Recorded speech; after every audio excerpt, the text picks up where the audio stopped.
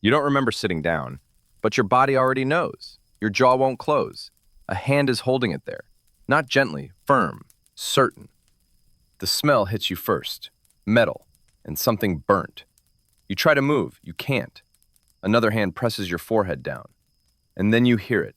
A sharp metallic click, too close. Something is moving toward your mouth. You don't see it, but you feel it coming. And suddenly, you understand. This is not a checkup. You wake up in the chair, your tongue feels wrong, dry, heavy. There's something cold touching your teeth. You try to pull back, but your head doesn't move. Leather creaks beneath your shoulders. A hand tightens on your jaw. You hear breathing, not yours, behind you. Slow, focused. You don't need to see their faces to know they're watching you, waiting. Another metallic sound, closer this time. Your chest tightens, and then it hits you.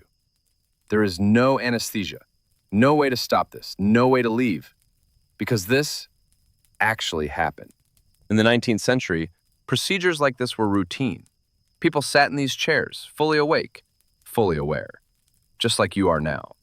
And right now, you are not watching this story. You are inside it. This is not a horror story. This is history. Stories like this happen more often than you think. The sound under your tooth. You hear it again. Not outside, not in the room. Inside your mouth, a faint, dull knock. Like something hitting bone from the inside. You freeze. Because teeth don't move on their own, and yet, there it is again, a small, hollow sound. As if something beneath the surface is trying to get out. The hand on your jaw tightens. Hold still. The voice is calm, too calm. You try to speak. Your tongue touches something loose. Not just loose, moving. And for a moment, you think, it's not the tooth that's broken, it's something inside it. The chair creaks under your weight, wood, old, worn smooth by hands that didn't want to be there. Your shoulders press into it. You didn't sit down, you remember that now. You were guided, firmly, like someone already knew you wouldn't stay.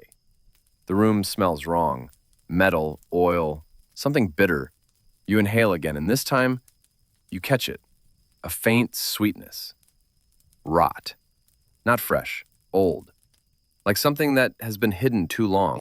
You swallow, but your throat is dry. Too dry. A cloth brushes your cheek. Rough, not clean, used. The man behind you shifts. You don't see him, but you feel him. Close. Too close. His breath is steady, controlled. Like he's done this many times. Another sound, closer now, metal touching metal. You don't turn your head, you can't. But your eyes move, just slightly, enough. On a small table beside you, tools. Not laid out, not organized. Thrown, used. There's a pair of forceps. Heavy, darkened at the tips. And next to it, something thinner, long, sharp. You don't know what it's called, but your body understands it before your mind does. People used to fear the pain. That's what they said. The tooth, the nerve, the moment it comes out. But that wasn't the worst part, not even close. There was something else, something people rarely spoke about, something that happened before the pain even began. Open, the voice again. You hesitate just for a second, and that's enough. A hand grips your chin, forces it down. Your jaw opens, too wide.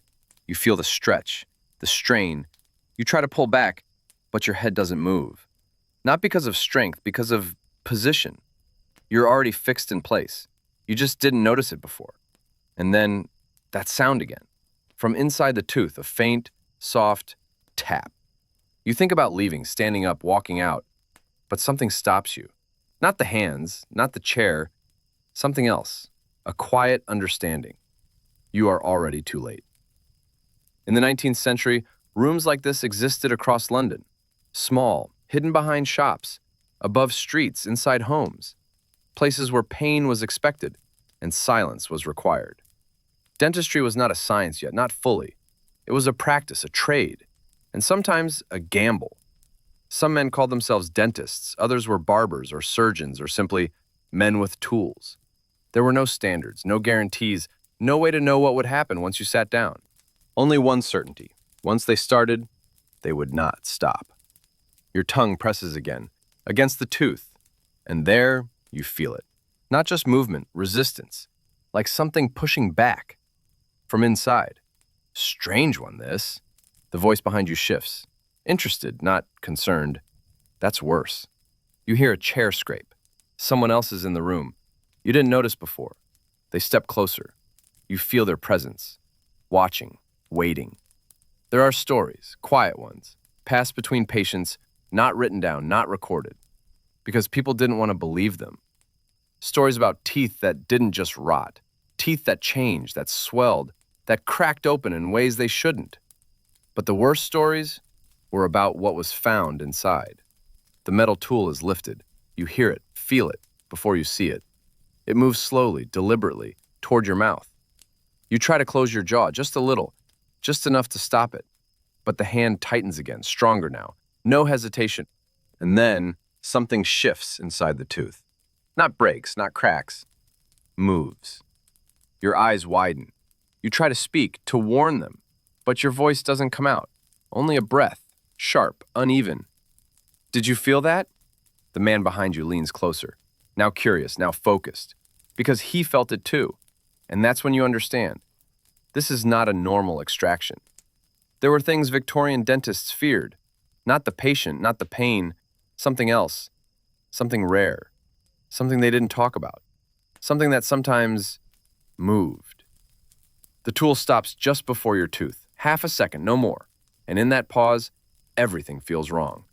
Because whatever's inside is no longer still. Tonight, you are not just a patient. You are the problem. And somewhere in London, there are other stories like this. Stories that didn't end in that chair. Stories that continued long after. Stories most people were never meant to hear, but this one has already begun. The room above the street. The tool doesn't move. Not yet, but the room changes. You feel it first, a shift in the air, the kind that happens when something goes wrong, but no one says it out loud. The man behind you exhales. Slow, measured. Hold him. Not loud, but enough. The second pair of hands tightens on your shoulders. You hadn't noticed them before, now you do. The pressure is different. Not cautious, not careful, certain, like they've made a decision. You try to speak again, to say something, anything, but your tongue hesitates. Because the movement inside the tooth is still there, faint, but alive. Another soft tap from within. Interesting, the man says. And that word lands wrong. Not concern, not urgency, interest. Your eyes shift to the side, just enough. The window, half covered. Dust along the edges. Outside, London. Moving. Unaware. Carriages pass. People walk. Voices drift up faintly. Life continues, just beyond this room. And yet, inside, everything feels sealed, cut off. Like the moment you sat down, you left that world behind. In places like this, rooms above shops, dentistry was never meant to be seen. It happened quietly, out of sight, behind doors that closed quickly. Because what happened inside was not always something people wanted to watch. Some came here willingly, most did not. Pain was common, rot, infection, teeth that blackened and cracked long before their time. Sugar was no longer rare, but understanding still was. People knew their teeth would fail, they just didn't know when, or how, or what it would cost them when it did. Another metallic sound, closer now. A tray shifts, something is placed down, something else is picked up. You don't see it, but you hear the difference. Heavier, more deliberate. Open wider. You try, but your jaw resists. Not because you want it to, because it can't. It's already at its limit. The hand on your chin presses harder. You feel the strain in your joints, a dull ache spreading outward. And then, for a moment, everything stills. No movement, no sound, except that soft tapping inside the tooth. You swallow, or try to, but something stops you. A thought, sudden, unwelcome. What if it's not the tooth? Your breathing changes, shorter, shallow. You feel your chest tighten. Did you hear that? The second man asks, quieter, less certain. A pause. Yes. No explanation. No reassurance, just confirmation. And something in that silence feels worse than the sound itself because they don't seem surprised. There were things Victorian practitioners encountered that didn't fit neatly into their understanding. They didn't have names for everything, didn't have answers, but they had patterns. And when something repeated, even rarely, it became known. Not publicly, not formally, but between them, a look, a word, a hesitation before the next step. You feel that hesitation now, in the way his hand pauses, just slightly, before moving again. Keep him steady. The grip on your shoulders tightens again. You try to move your eyes, to catch a glimpse of anything, a reflection, a shape, a clue. But the angle is wrong, and the light, too dim, only shadows and hands, and then a new sensation, pressure. Not outside, inside. Something pushes outward from the tooth, just slightly. Just enough for you to feel it. Your entire body reacts. A jolt, a sudden urge to pull away, to escape. But you don't move. You can't. Because now you understand something else. This is not the first time they've felt this. And that is worse than anything. Strange case, the second man murmurs. Case, not person, not patient. Case. You close your eyes, just for a moment. And in that darkness, you imagine leaving, standing, walking down the stairs, back into the street, back into noise, light, air. But when you open them, nothing has changed. The room is still here, the hands, the tools, and the sound is louder now. Not just tapping, scratching from within. Your breath catches, because whatever is inside is not still anymore. There are stories, rare ones, that circulated quietly among practitioners, about things found in places they shouldn't be, inside wounds, inside bone, inside teeth. Most were dismissed, exaggerated, misunderstood, but not all. Some were repeated in low voices between men who had seen too much, men who didn't scare easily, men who learned to listen. The tool returns, closer now, hovering, waiting. And for the first time, you notice something else. The way he's holding it. Not like before, not with certainty, with caution. As if whatever is inside might respond. And in that moment, you realize something that doesn't make sense. They are not just concerned about you. They are watching for something else. Ready, he says. But it doesn't sound like preparation. It sounds like warning. The pressure inside the tooth builds again, stronger now, more deliberate. And then, for a fraction of a second, everything aligns. The tool, the grip, the silence, and the movement from within. And your body reacts before your mind does. You try to close your jaw, but it's too late, because this moment has already passed. Tonight, you are not just in the chair. You are inside a story that people like them rarely speak about. And somewhere, beneath all the noise of the city, there are other rooms like this, other chairs, other patients, and not all of them left with their teeth. Some left with something else, what they used to pull. The tool finally touches your tooth. Cold, heavy, unforgiving. It doesn't press yet, just rests there, as if waiting. You feel your heartbeat in your jaw. Not fast, not panicked, heavy, measured. Like your body is bracing for something it already understands. Stay still. The words don't help. They never do, because staying still is not a choice anymore. The grip tightens. One hand on your chin, one on your shoulder, and now something behind your head. A brace. You hadn't noticed it before, but it's there, holding you in place quietly, effectively. In rooms like this, movement was a problem, not for the patient, for the practitioner. A sudden turn of the head could break a tooth, or worse, leave part of it behind. And that was something they feared. Not because of the pain, but because of what could follow. The tool shifts slightly, adjusting, searching for grip. You feel the edges press into the sides of the tooth, testing, finding. And again, that movement. From within, a faint push against the metal. You flinch. The hand reacts instantly. Stronger, unyielding.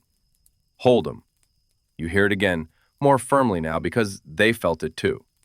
In the early 1800s, tooth extraction was not precise, not clean, not controlled.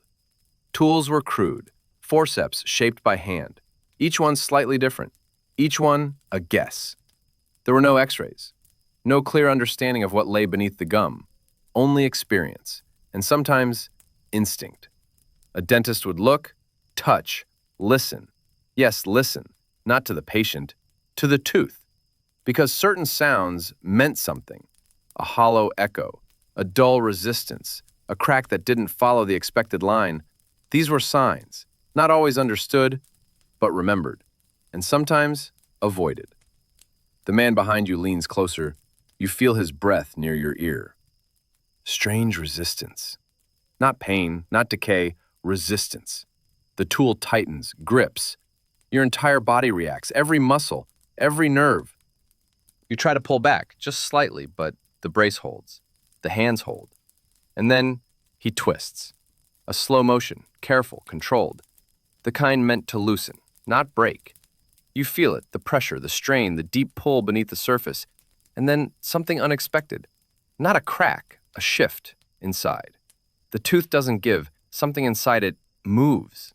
The tool slips, just slightly. The man stops immediately. Silence.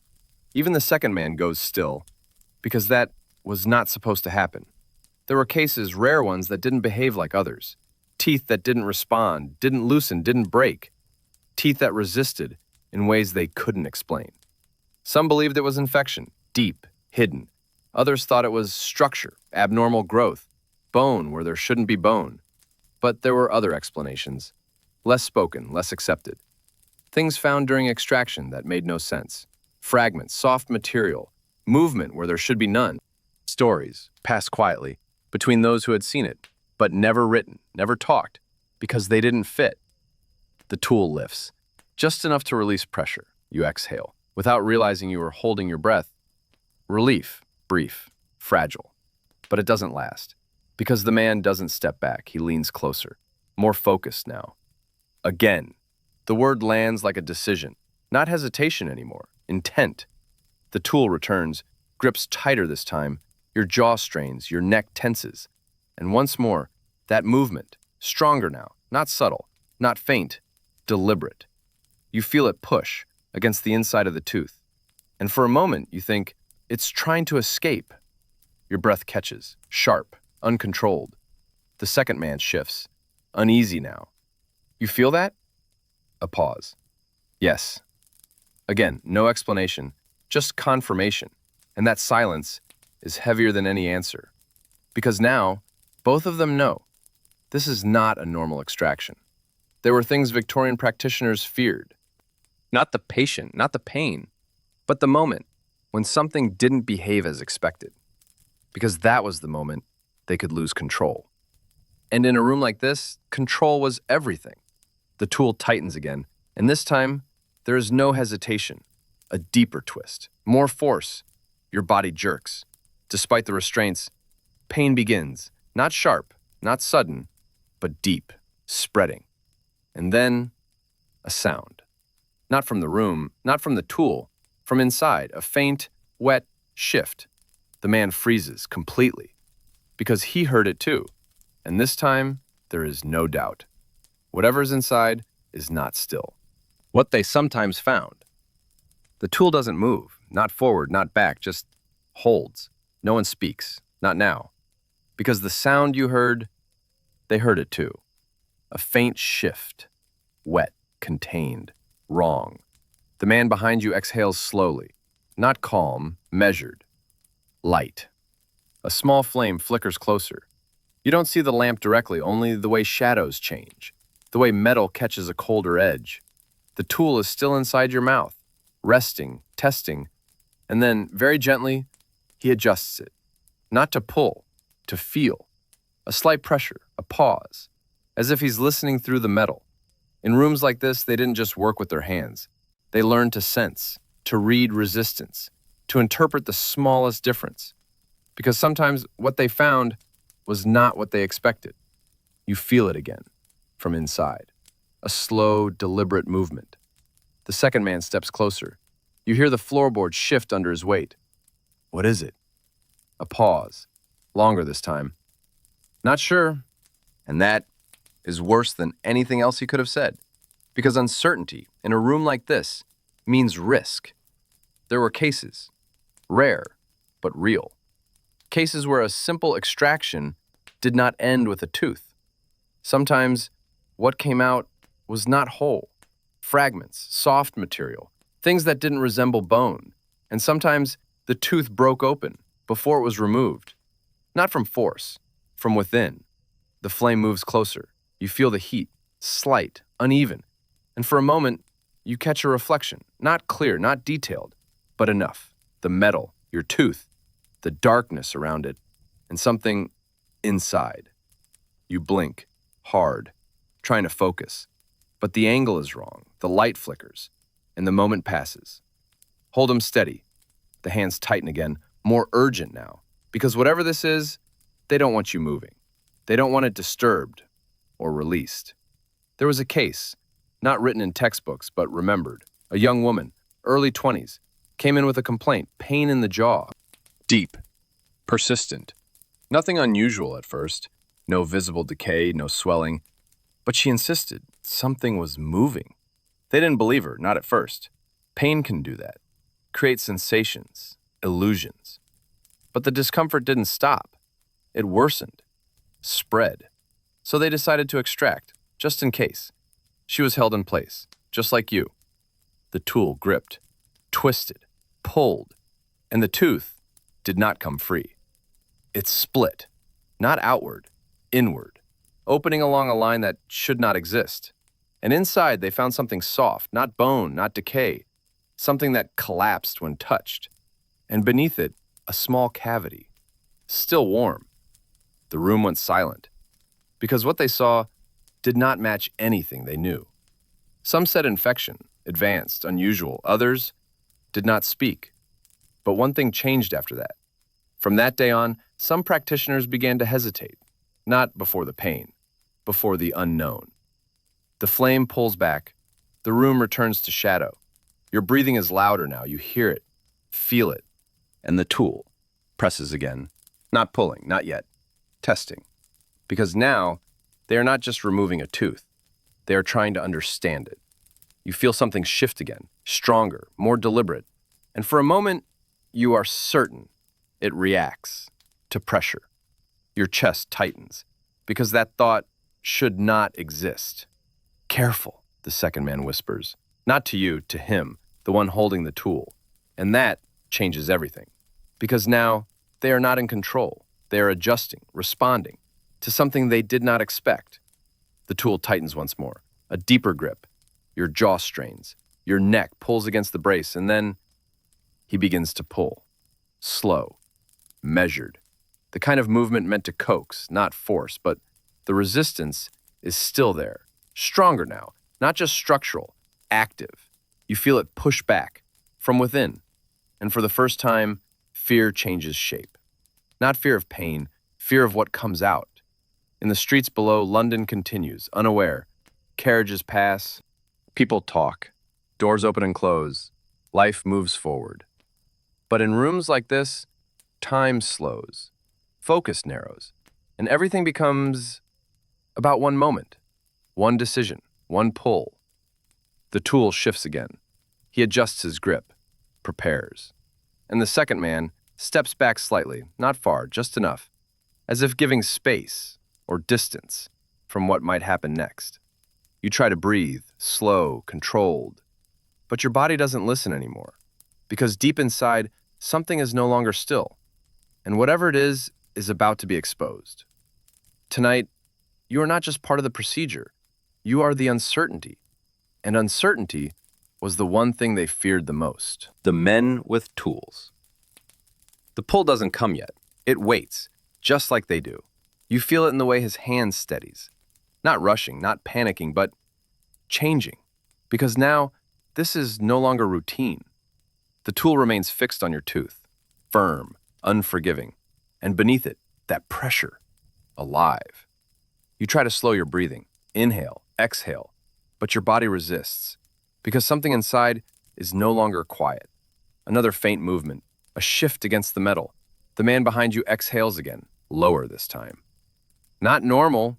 The second man doesn't answer. He doesn't need to, because they both know. In places like this, Not normal meant one thing: proceed carefully, or not at all. But they rarely stopped, because stopping meant admitting they didn't understand. And in a profession built on control, that was not an option. The room feels smaller now, closer. The walls press inward, the air thickens. Or maybe you just notice it more. You try to move your fingers just slightly. They respond, slow, weak, but your head remains locked, fixed. You didn't notice when it happened. That's how it worked. They didn't restrain you all at once. They let you settle, let you believe you were still in control, and then, quietly, they removed it. Men like these were not always trained, not formally. Some learned through observation, standing beside others, watching, listening. Some came from barbering, used to blades, to blood. Others were surgeons, or claimed to be. But most were something in between, practitioners of necessity. Because teeth did not wait, pain did not wait, and people would go to anyone who promised relief, even if relief came with risk. The tool shifts again, a small adjustment. You feel the edges press deeper now, searching for a better hold. And that's when it happens, a stronger push. From inside, not subtle anymore, a clear movement against the tool. Your entire body reacts, a sudden jolt, a reflex. The hands tighten instantly. Steady. More force now, because they felt it, again, and this time, there is no doubt. Did you see that? A pause. Yes. No hesitation, no denial. There were whispers, in certain circles, about cases that didn't follow rules. Not common, not frequent, but enough to be remembered. Teeth that behaved differently, teeth that resisted, teeth that contained something else. You close your eyes again, just for a moment. And in that darkness, you imagine something impossible. Something inside the tooth, not fixed, not dead. Something that reacts. You open your eyes quickly, because that thought should not exist. Again. The word comes sharper now, more certain. He adjusts his grip. The tool tightens. And this time, he doesn't wait. A stronger pull. Not violent, but deliberate. Your jaw strains. The pressure builds. Deep. Relentless. Pain begins to form. Not sharp, not yet, but rising. Like something preparing to break. And then, resistance. Stronger than before. Not just structure. Push. From inside, against the force. The tool slips. Again. A sharp metallic sound. He stops immediately. This time, there's no attempt to hide it, no calm, only silence, heavy, watching. Careful, the second man again, but now there's something else in his voice, not caution, concern. The flame shifts again, closer. You feel the heat on your lips. And this time, the reflection returns, clearer. For just a second, you see the edge of the tooth, the metal, the darkness inside, and something moving. You inhale sharply, because now you're certain it's not imagination. The man holding the tool goes still, completely, because he saw it too. What is that? Not a question for you, for himself. And that is the moment everything changes. Because now, this is no longer a procedure, it's a discovery. In London, discoveries like this rarely stayed quiet, but they didn't become public either. They moved differently, from room to room, from man to man, stories shared in low voices, warnings without details, and sometimes instructions. You feel the tool reposition again, not to pull, to open. Your heart pounds harder now, because something in his movement tells you he's not trying to remove it anymore, he's trying to see inside, and whatever is there is about to be revealed. Tonight, you are no longer just in danger. You are at the center of something they don't understand. And in rooms like this, what isn't understood is rarely left alone. The moment they stop pulling, the tool changes position, not to pull, to pry. You feel it immediately, a different pressure, not downward, not twisting, opening. Your breath catches, because that wasn't supposed to happen. Extraction was simple. Grip, twist, pull. But this is something else. The edge of the metal presses against the side of the tooth. Careful, precise, testing the boundary. And inside, movement, clear now, undeniable. You feel it shift away, as if reacting. Your entire body tightens. Hold him steady. No hesitation this time. The grip on your shoulders locks in. The hand on your jaw forces it wider. You feel the strain in your joints, a deep ache spreading outward. But the pain is no longer the focus, because something inside is moving with purpose. The flame moves closer again.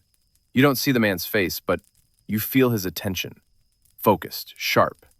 And then he speaks. Don't pull. The second man goes still, a pause. Open it. The words settle into the room, because that decision changes everything.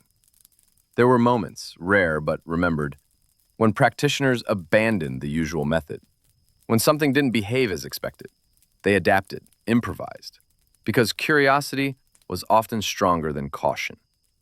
The tool presses again, this time into the structure itself, a controlled force. You feel it deep inside. Not pain, not yet, pressure. And then a faint give. Not a break, a separation. Your breath stutters, because whatever holds the tooth together is no longer solid. And then a sound. Soft, wet. The man freezes. The second man steps back slightly. Not far, just enough, because they both heard it. And this time, there is no doubt. Something inside has shifted. There was a practitioner known for taking risks. Not reckless, just curious. He believed there was more beneath the surface, more than decay, more than infection. So when a patient came in complaining of pressure inside a tooth, he did not extract immediately. He opened it, carefully, layer by layer. The patient was awake, held in place, just like you. At first, nothing unusual. The outer structure gave way, but beneath it, he found something unexpected. A soft cavity, not empty, filled, not with decay, with something that moved when exposed to air. He paused. The room went silent, because no one knew what they were looking at. He reached closer to inspect, and in that moment, it shifted again, retreating, deeper, as if reacting. He closed the tooth, did not finish the procedure, and never spoke of it again. But those who were there remembered, because some things once seen cannot be explained. The flame pulls back slightly, but the tension remains. Your chest rises and falls faster now, because what was once a possibility is now certain. The tool presses deeper, careful, measured, and then a slight crack. Not violent, controlled. Your entire body reacts. A sharp inhale, a reflex. But the hands hold you in place. The structure of the tooth begins to open. Not fully, just enough.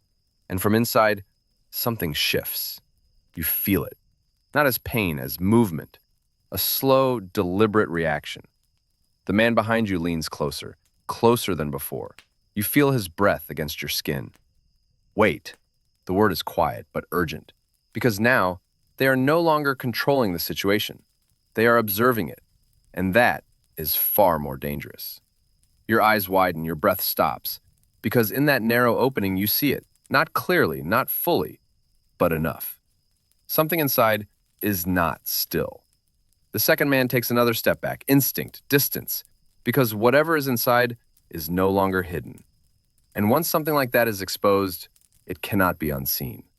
The tool remains in place, not moving, not yet, waiting, just like they are, just like you are, because this moment is no longer about pain. It's about what comes next. And what comes next was never part of the procedure. Tonight, you are no longer just a patient. You are the moment when they stopped pulling. And in Victorian rooms like this, that moment was remembered because it meant something had gone wrong or something had just begun. The thing that reacts. The tool stays inside the opening, not moving, not yet. No one breathes, not properly, because now they're waiting to see if it moves again, and it does. A slow shift, deeper inside. Not random, not accidental, deliberate. You feel it against the inner structure, a faint push. Then stillness, as if it knows it's being watched. Your throat tightens, because that thought should not exist. Did you see that? A whisper, barely sound. Yes. No denial this time, no hesitation, only recognition. The flame flickers closer again, and now they lean in, both of them. Not like practitioners, like observers. Like men looking at something they don't understand. The tool shifts slightly, not to open further, to create space, to allow light inside. And for a moment, everything aligns. Angle, light, stillness. And you see it. Not clearly, not completely, but enough. A shadow inside the tooth. Not fixed, changing shape. Your breath catches. Because shadows don't move on their own, unless something causes them to. The second man steps back again. Another instinct, another retreat. He doesn't want to be too close, not now, not when it's visible. There were fears, quiet ones, that live beneath the surface of Victorian medicine. Not written in journals, not spoken in lectures, because they didn't belong there.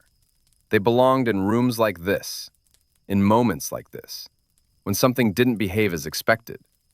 Some believed in hidden infections, things that spread quietly, changed structure, created pressure. Others thought it was decay in unusual forms, advanced, strange. But there were also those who had seen enough to stop explaining, to simply remember and avoid. The tool presses again, slightly deeper, testing.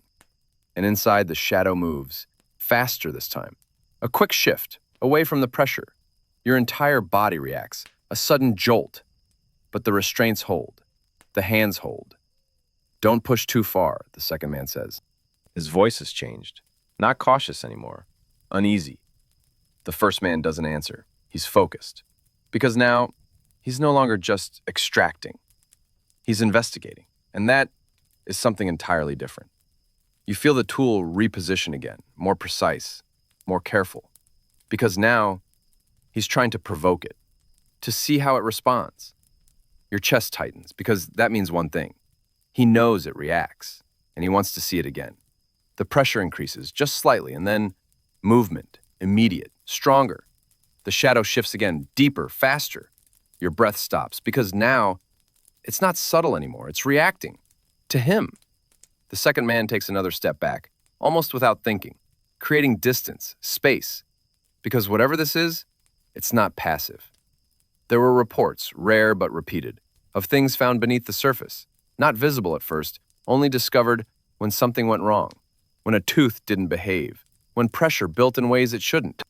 But the most disturbing detail was not what they found, it was how it reacted when exposed. That part was never explained, not immediately. The tool pauses again, hovering, waiting. The flame flickers, casting moving shadows across the inside. And then, for a fraction of a second, you see it clearly. A small, dark, shifting form. Not bone, not decay, something else. You inhale sharply, too fast, too loud. Both men hear it.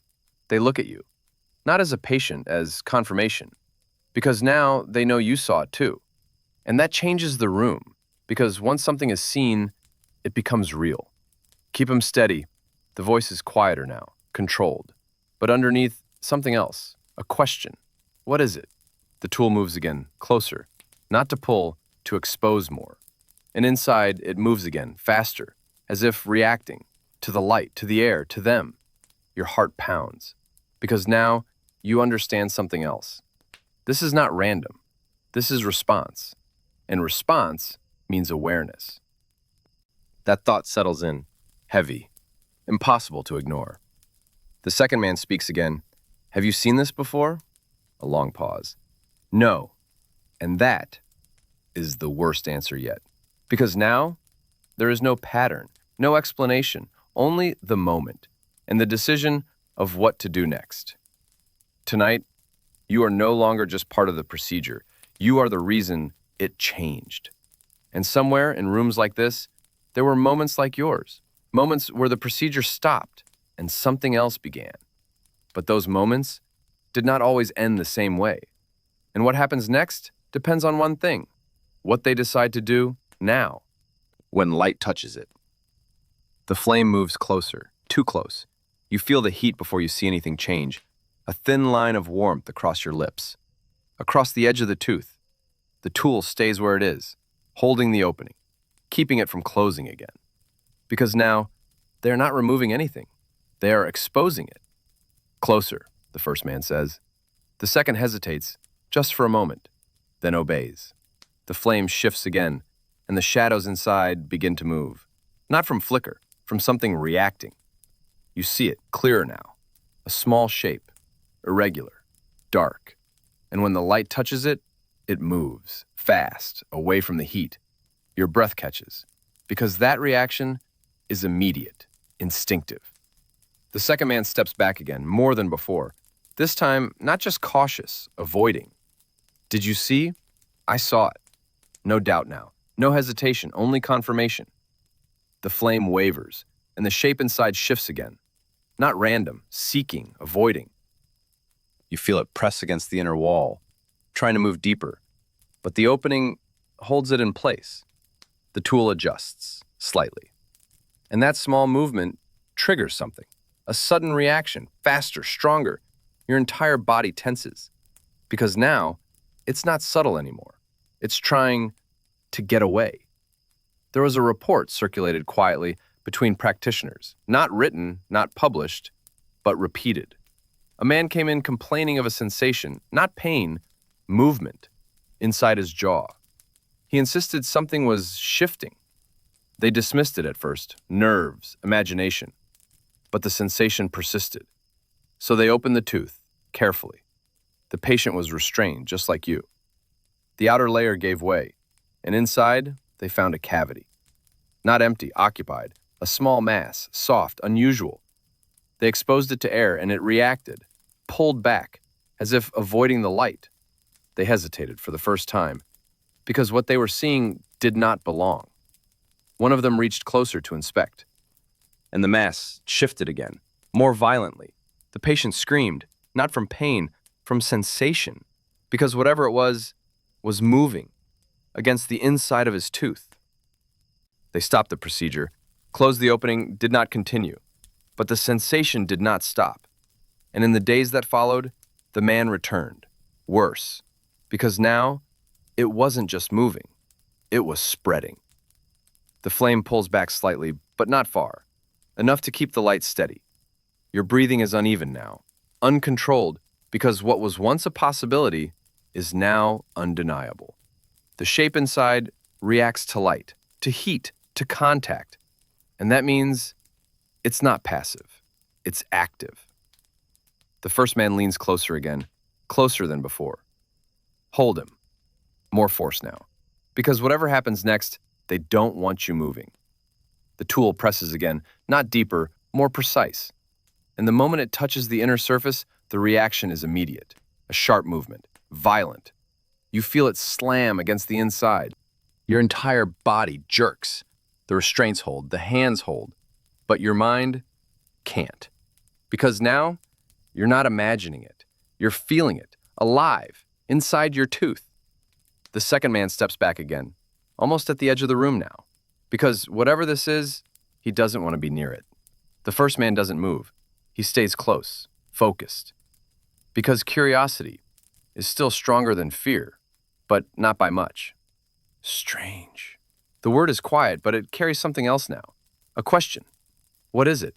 And more importantly, what happens if they continue? The flame flickers again, and the shape inside moves once more. Slower now, as if waiting or watching. Your chest tightens because that thought should not exist. But it does. And once it does, it doesn't leave. Tonight, you are no longer just part of the story. You are the moment when they realized something inside was reacting. And in rooms like this, that realization never led to anything simple. Because once something responds, the question is no longer what it is. The question becomes, what will it do next? What they began to fear. No one says it, but the room already knows. The tool stays in place, not pressing, not opening further, waiting for the next movement. And it comes, slow this time, measured, not reacting, choosing. You feel it shift again, deeper, then forward, as if testing the boundary. Your breath stops, because that movement is not random anymore.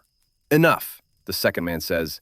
For the first time, his voice carries weight, not caution, decision. The first man doesn't answer. He's still watching, still focused, because now this is no longer about you. It's about what's inside. The flame flickers again, and the shape moves with it. Not away this time, toward it. A slow reach, as if drawn. Your entire body tightens, because that reaction changes everything. It's not just avoiding, it's responding. The second man takes another step back, now fully out of reach. Instinct, distance, because something has shifted. Not just inside the tooth, inside the room. There were fears, rare but real, that began to form in places like this. Not of pain, not of failure, but of reaction. Because once something responded, it meant it could change, adapt, move, and that was something they could not control. You feel it again, a stronger push, against the opening, as if testing how far it can go. The tool presses back, a barrier, and for a moment, there is resistance. Then, a sudden shift, a force from inside. Your entire jaw jolts. The first man reacts instantly, tightens the grip, holds the position. But something is different now, because the movement is not retreating. It's pushing forward, trying to reach the opening. Your chest tightens, because now you understand something else. It's not just inside, it's trying to come out. Close it, the second man again, this time urgent. But the first man hesitates, because now he wants to see, and that hesitation is all it takes. The shape inside moves again, faster, closer to the edge. You feel it brush against the inner surface. And for a fraction of a second, you feel something you cannot explain. Not pain, not pressure, contact. From within, your entire body locks, because that sensation does not belong there. The first man finally reacts, pulls the tool back slightly, not enough to close the opening, just enough to create space. And in that space, it moves again. A quick shift toward the opening. Now, the second man's voice cuts through. This time, there is no hesitation. The tool moves, not to open, to close, to contain. But it's too late, because whatever is inside has already reached the edge. You feel it, not as movement, as presence, right there, at the boundary between inside and out. There were stories that were never told fully, not because they weren't real, but because they were unfinished. Stories of procedures that did not end at the tooth. Stories where something crossed that boundary, but what happened after was rarely described, because those who saw it did not agree, or did not return. The tool presses again, trying to seal, trying to stop it, but the resistance is stronger now. Not passive, active. The shape shifts again, and this time you feel it push against the edge, hard. Your entire body jerks, because now it's not just reacting, it's forcing its way through. Close it, the second man again, now louder. The first man moves faster, but something is wrong. The opening doesn't respond the same way, because whatever's inside is already there, at the surface. And for a moment, everything stops. The movement, the breath, the sound. A stillness so complete it feels unnatural, because something has changed, and both men know it. They step back, at the same time. Instinct, distance, because whatever happens next, they don't want to be close. Tonight, you are no longer just part of the procedure. You are the moment they began to fear. Not the pain, not the failure, but the possibility that something inside could come out. And once that possibility existed, everything changed. Because in Victorian rooms like this, fear was not of what they knew, it was of what they did not. And what they did not was now right at the surface, the case they tried to forget. No one moves, not at first. The tool hovers, uncertain now, because whatever was inside is no longer hidden, and they both know it. You feel it at the edge, not pushing anymore, waiting, as if the moment has passed, and something else is about to begin. Your breathing slows, not because you're calm, because your body doesn't know what to do next. The flame flickers again, and in that light, you see it. Not just a shadow now, a shape, small, dark, and at the edge, where the tooth is open, it shifts toward the air. Back. The second man says it immediately. He's already stepping away, but the first man hesitates, just for a moment, because he wants to see. He needs to understand. And that hesitation is everything. The tool moves again, not to close, to hold, to keep the opening visible. Because curiosity is still stronger than fear, but not for long. There was a case, spoken of only in fragments. A practitioner in London, known for precision, careful, methodical. He did not rush. He did not experiment. But one day, he encountered something he could not explain. A patient came in with pressure in the tooth. Not pain, pressure, like something was pushing outward. He examined it, found nothing unusual, but the sensation persisted, so he opened it. Carefully, the outer layer gave way, and beneath it, movement. Not imagined, not uncertain, clear. He paused. The room went silent, because this did not belong. He should have stopped, closed it, sent the patient away, but he didn't. He leaned closer to see. And in that moment, it moved, not away, toward him. A sudden shift, fast, uncontrolled. The patient screamed, not from pain, from sensation, because whatever was inside had reached the opening. The practitioner dropped the tool, stepped back, too late, because something had already crossed that boundary. What happened next was never fully described. Some said it retreated, others said it didn't. But one detail remained consistent. The practitioner never performed another procedure again.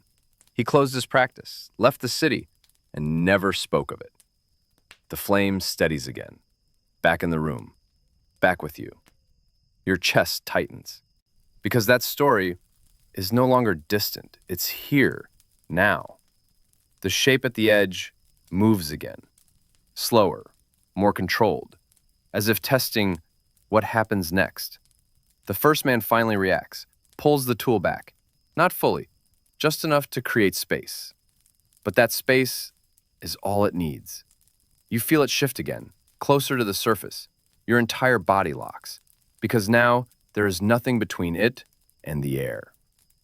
Close it, the second man again, but his voice is no longer steady. It carries something else now, fear. The first man hesitates again, because he wants to see, just a little more. And that is the mistake.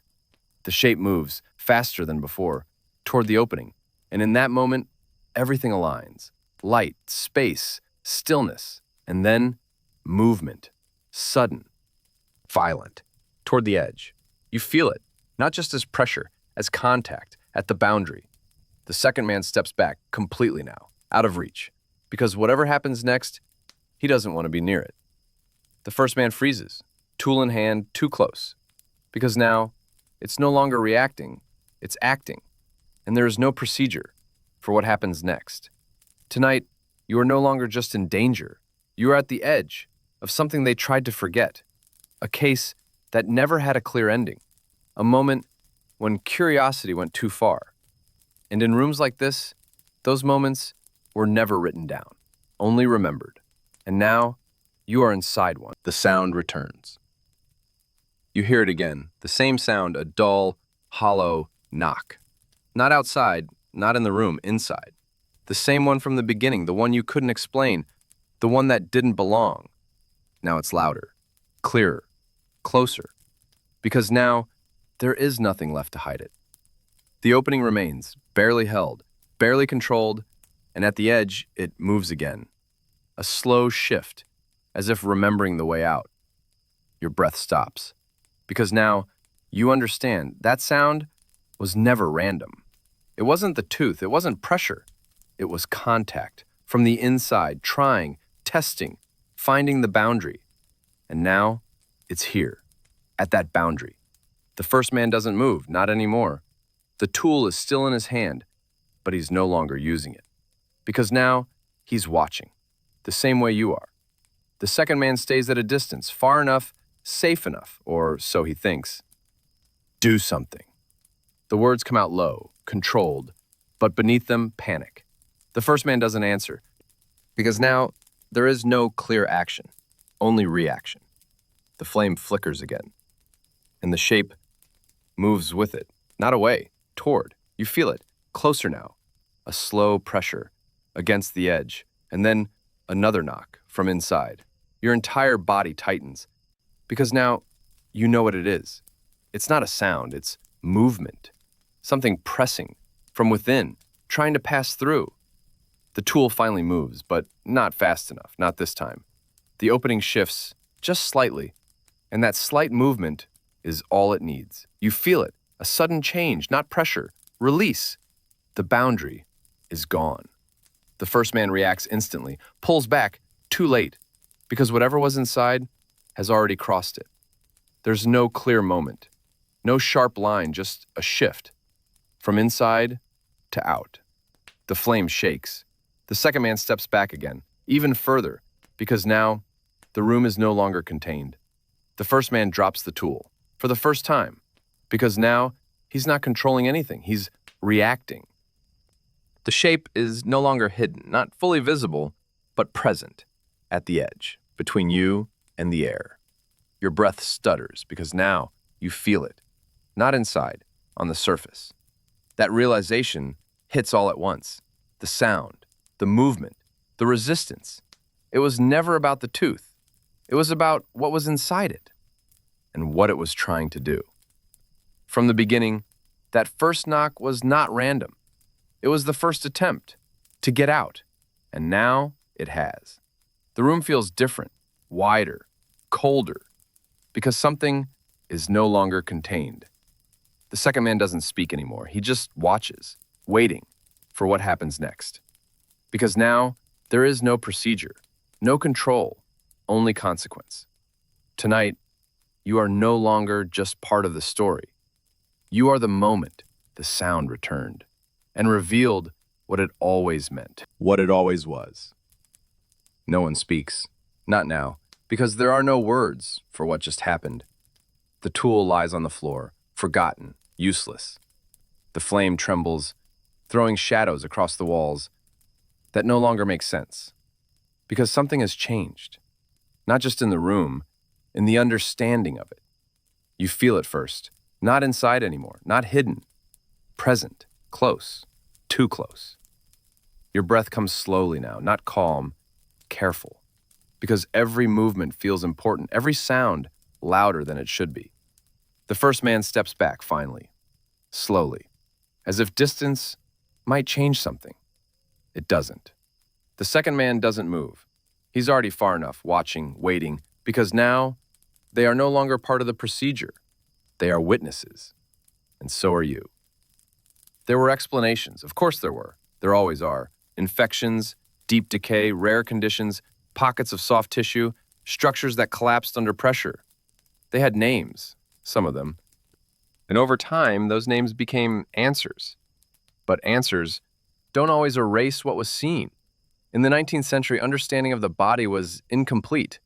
Dentists, if they could be called that, worked without full knowledge, without certainty, without the ability to see beneath the surface.